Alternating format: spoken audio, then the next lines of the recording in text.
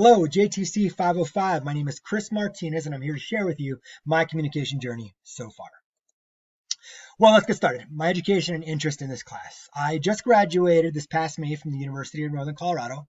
I majored in communication with a minor in journalism and media studies, and I'm currently seeking my master's in communication and media studies as well. Well, I was out of school for about 7 years, and what I found these past 2.5 years being back in school is I actually have a passion for writing that I didn't know existed. And I hope to expand on that, which is part of the reason why I'm taking this particular class. Good communication. Well, as the textbook also stated, good communication is clear and concise. A message should not be ambiguous or cryptic. It should state exactly what it means to. That way, the message doesn't get hijacked and the receiver is unsure of what it is you're trying to relay to them. I think there's also nonverbal awareness. What I mean by that is a messenger should be aware of how nonverbal cues can help to emphasize or impair the message. Right? It's the statement we've all heard. It's not what you say, it's how you say it. So I think it's important that we as messengers are aware of how our body language can affect a verbal message that we're trying to give to someone.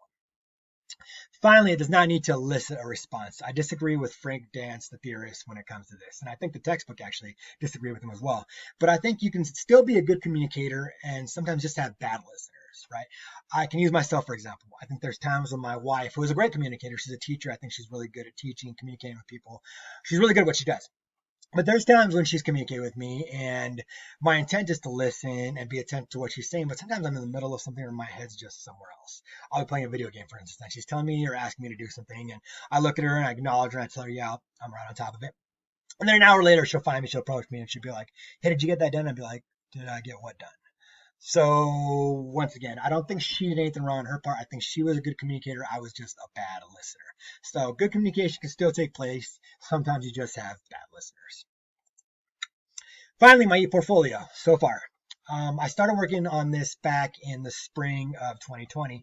And as we all know, COVID hit. So I was in the middle of classes, and this was one of those projects that kind of got left on the cutting room floor. It was our professor just trying to be kind and help us out and try and cut some things out of our semester that he didn't think were as crucial as some of the other projects we had. So I started working on it, but I don't really know too much about e-portfolios. However, I do have a link here. I would love feedback.